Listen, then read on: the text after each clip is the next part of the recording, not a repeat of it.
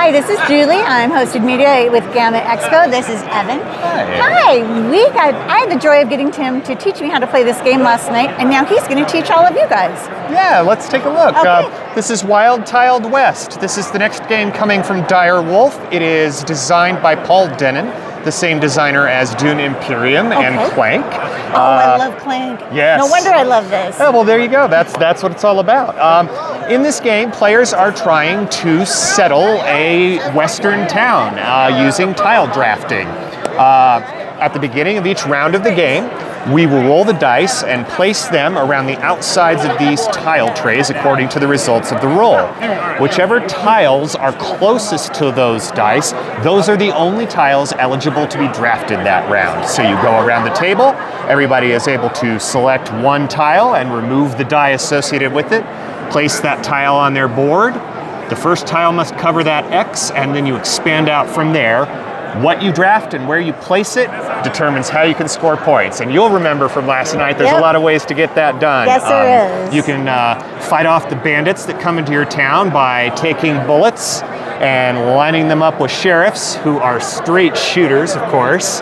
When they've got a shot and a bullet, they take that, and it becomes a tombstone. You've taken out the bandit. You'll remember that there's wrangling of pastures, where you are gathering as many cows together in a pasture as you can before you wrangle that with a cowpoke for points.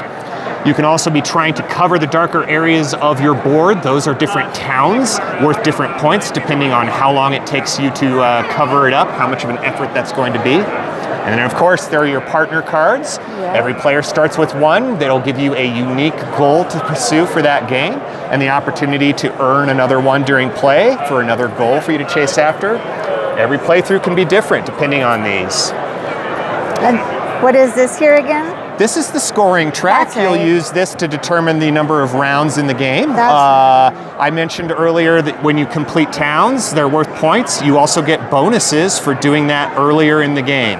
Not only does this track the number of rounds of drafting, it also tracks when we get to a tussle between all of the players. I talked about bandits coming into your town. Whenever we reach a tussle, the player who has the most bandits in town is going to lose points for not controlling their bandit problem. And whoever does it the best is going to gain points and have to add another bandit to their town. Yep. And what do the horseshoes mean again? The horseshoes. These are areas of your board that you want to try and cover up with your tiles during play. Every horseshoe that is still showing at the end of the game, you lose a point for.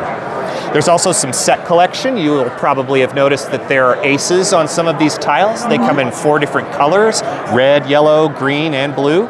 If you can gather sets of 3 or 4 of the same color or of different colors, that is another way you can score points. And then there are all of these buildings, each with their own unique name and gameplay, and you'll recall all of the options those add as well. Yep.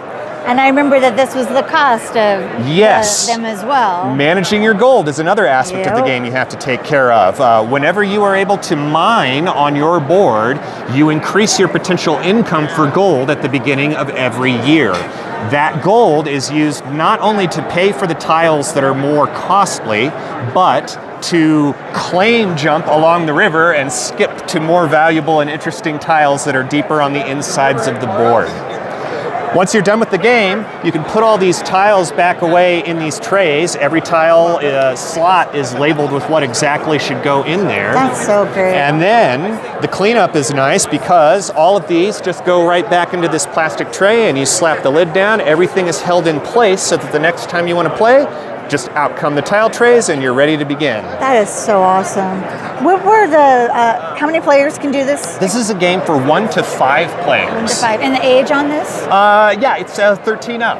Okay, and for 4 players, it took us, about an hour? Yeah, about that, and that was for your first playthrough, I think. So it can get even faster once players really know what they're doing. I think so. And then, if you're interested in the challenge after that, The game comes with 8 different player boards, and every one of those is actually double-sided. The back side is the wild side, and each of those has unique gameplay that will add even more strategic elements for you to consider. Okay, I have to get used to the first side first. Yes. What is the MSRP on this? This is $65. And is it out now? It is going to be available this summer. This summer. Oh, Yes. okay. And just everywhere, or just Yeah, online? it's going to be sold at retail. You'll be able to get it at your friendly local game store. Great. Well, thank you so much. Thank you. It was I so had much fun watching you play last night. And thank you for all your help. You're quite With welcome. my little T-Rex arms, it's kind of hard to reach things. Well, Thanks.